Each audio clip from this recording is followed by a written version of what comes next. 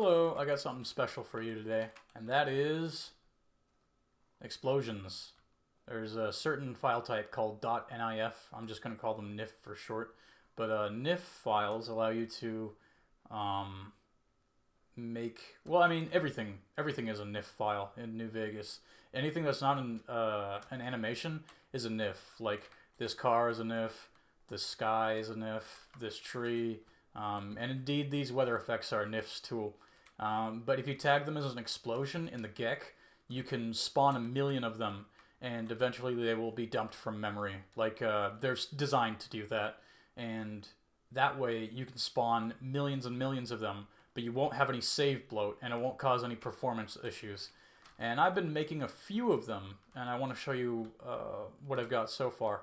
So I'm gonna wait for the dust storm to dissipate. I spawned like 30 of them, I think. I had my finger on the button for like 30 seconds. So I'm just going to hold my finger on the B key to spawn in a bunch of rain. And in my opinion, this rain is probably some of the best, or better than the vanilla rain, that's for sure.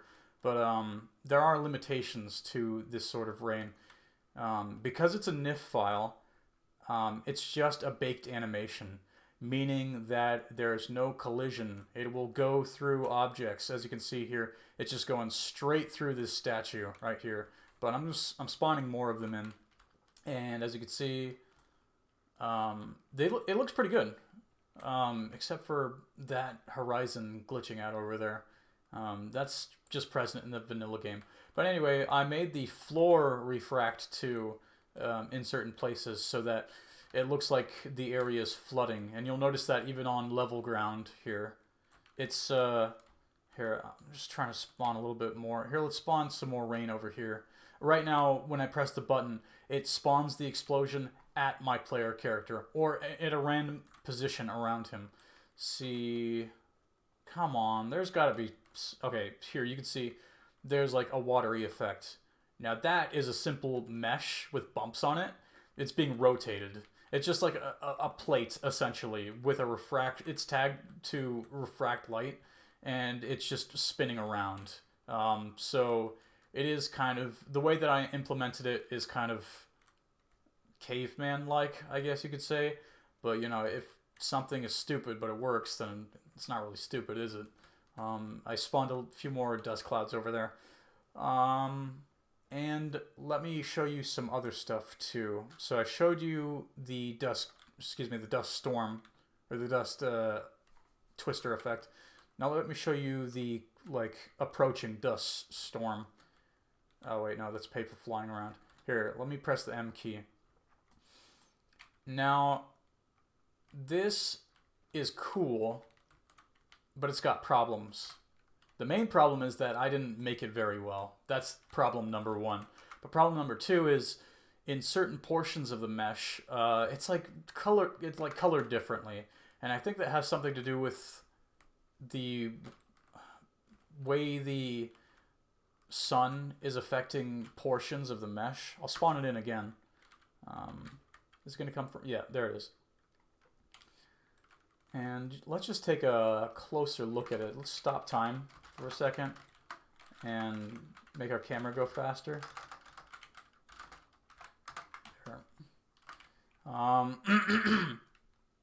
As you can see, portions of the mesh are just like flat planes, and that's by design. But damn, my voice is going out. Okay. While I still have my voice, I'm going to try to explain the problems. Like half this video is going to be me explaining the problems with implementing the explosion crap.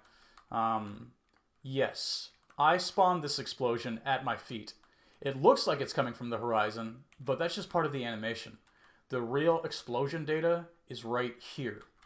And I'll show you what happens if I stray too far away from where the explosion was spawned. Excuse me, I burped. The explosion disappears. I don't know how to fix this. So the workaround is to have large explosions just follow the player. Like the explosion's here.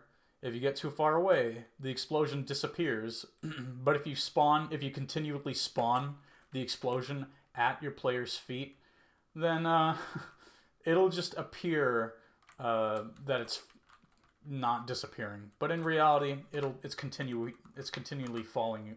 Yeah, it is continually following you. For fuck's sake. Sorry, I don't know what's wrong with my voice today. And yeah, this portion of the mesh should be orange like the rest of it, but it's like beige.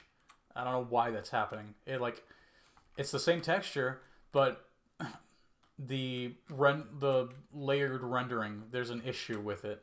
So that just is gonna cause me grief unless I figure out how to appropriately tag it. Or what I should probably do is just not have layered explosions on top of each other. Now, let me show you something even cooler. Other people have done this before, but this is the way that I do it. We got a cool skybox. It's an extremely large skybox with a texture. Don't mind the artifacting up there. I'll explain that later. But as you can see, it fades off into the distance sensibly, except for that part up there. Yes, having explosions layered on top of each other causes issues, and I'll show you what I mean. Let's spawn in a bunch of dirt and dust. This is what it looks like when it's not affixed to the ground, but when it's floating in the air, that's what the dust looks like. Now, let's spawn in that skybox that I just showed you. The skybox gets rendered behind the dust, except in certain camera angles. And there's a way to fix this. And the way to fix this is to tag it as a dynamic. Hang on a second. Tag it as a decal single pass. If you go into NIF scope, I just checked NIF scope. If you go into NIF scope and you tag it as decal single pass, this is what it looks like. And this is completely different. This is a completely different skybox. As you can see, there's no artifacting up there. It has the correct like transparency data. The only problem is now the Lucky 38 gets rendered behind the skybox, even though it's much larger, and it should be rendering in front of it. I don't know why that's happening. But as you can see, it's realistically rendering the dirt in front of the skybox now. But yeah, so like, no matter how you tag it, it's going to have issues. If you tag it with a decal single pass transparency, it'll look like this, and it'll look great, and other explosions will be able to be rendered in front of it. But for some reason, parts of the world geometry will be rendered illogically. If this fucking here, yeah, like I said, the Lucky 38 is now being completely covered by the skybox, even though the skybox is much larger, and the skybox without the tag it looks normal. The horizon looks normal, and other geometry looks normal with that too. But if I try to spawn the dust storm in, yeah, it's just weird glitching. But let's spawn the other dust storm in. Let's see what happens. Spawn them all. Oh. Yeah, these are just going to be the limitations that we have to work with. You can see they're all fighting for, I don't know. They're just fighting. They're fighting for render priority. And, oh, I spawned a bunch of those. Alright, that's enough of weather. Now we're going to talk about this cool thing. And that is paper flying off tables when you shoot at it. And I'll show you what I have in mind. There will be more like destruction data like this, but my idea is that when you shoot at a table, randomly paper will fly off the table. Right now I'm just pressing a button, but the script will be able to make it look even better. That is all I have for you so far. And again, these are explosions in the GEC. Also, the cloud texture that I made, it's mine.